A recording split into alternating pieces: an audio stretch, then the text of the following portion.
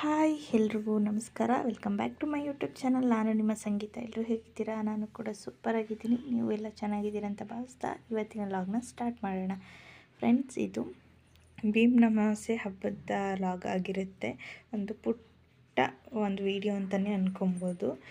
ಅಮಾವಾಸ್ಯೆ ದಿನ ದೇವಸ್ಥಾನಕ್ಕೆ ಹೋಗಿದ್ವಿ. ಇಲ್ಲೇ ನಮ್ಮ ಪಿರಿಯಾಪಟ್ಟಣದಲ್ಲಿ ಮಹದೇಶ್ವರ ಸ್ವಾಮಿ ದೇವಸ್ಥಾನ ಅಲ್ವಾ, ಪಕ್ಕದಲ್ಲಿ. ಸೊ ಹೋಗೋಣ ಅಂದ್ಬಿಟ್ಟು ಬಂದ್ವಿ. ಸೊ ತುಂಬ ಚೆನ್ನಾಗಾಯಿತು. ಪೂಜೆ ಏನಾಗಿರ್ಬೋದು, ಮೆರವಣಿಗೆ ಆಗಿರ್ಬೋದು, ಎಲ್ಲವೂ ಕೂಡ ಚೆನ್ನಾಗಾಯಿತು. ಪ್ರತಿ ಅಮಾವಾಸ್ಯೆಯಲ್ಲೂ ಕೂಡ ಈ ಥರ ಮೆರವಣಿಗೆ ಮಾಡಿ ಪೂಜೆ ಮಾಡ್ತಾರೆ. ತುಂಬ ಚೆನ್ನಾಗಿರುತ್ತೆ ನೋಡೋಕ್ಕಂತೂ. ಈ ಸಲ ಅಮಾವಾಸ್ಯೆ ಅಂತೂ ಭೀಮನ ಅಮಾವಾಸ್ಯೆ ಇರೋದ್ರಿಂದ ತುಂಬ ವಿಶೇಷವಾಗಿತ್ತು. ಮತ್ತು ಕೆಲವೊಂದಕ್ಕೆ ವಾಯ್ಸ್ ಓವರ್ ಕೊಡೋದಿಲ್ಲ, ನಾನು ಹೇಗಿದೆಯೋ ಹಾಗೆ ಬಿಡ್ತೀನಿ.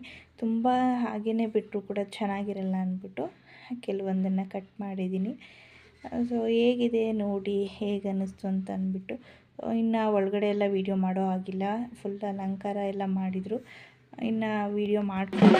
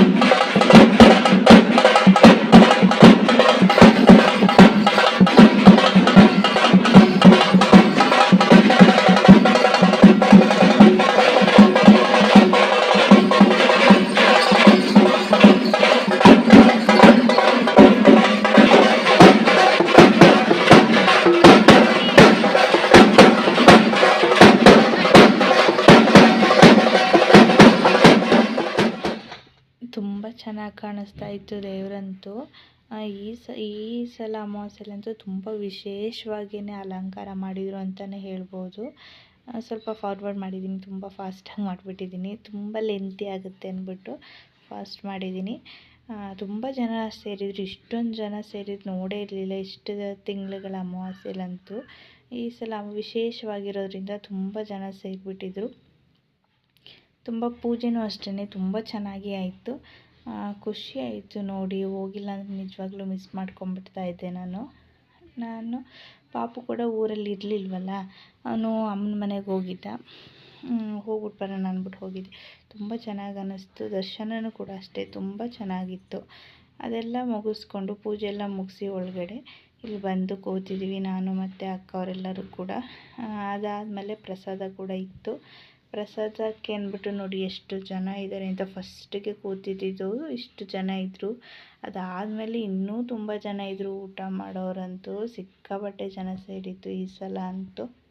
Hi, welcome back friends. ಇವಾಗ ಟೈಮ್ 7 ಗಂಟೆ ಆಗಿದೆ ಸಂಜೆ. ಇವಾಗ ಮತ್ತೆ ಲಾಗ್ನ ಕಂಟಿನ್ಯೂ ಮಾಡ್ತಾಯಿದ್ದೀನಿ. ದೇವಸ್ಥಾನದಿಂದ ಬಂದು ಇನ್ನು ಕಂಟಿನ್ಯೂ ಮಾಡಲಿಲ್ಲ, ಸೊ ಮಲಗಿಬಿಟ್ಟೆ. ಅದಾದಮೇಲೆ ನೆಕ್ಸ್ಟ್ ಈಗ ಕಂಟಿನ್ಯೂ ಮಾಡ್ತಾಯಿದ್ದೀನಿ ಸಂಜೆಯಿಂದ.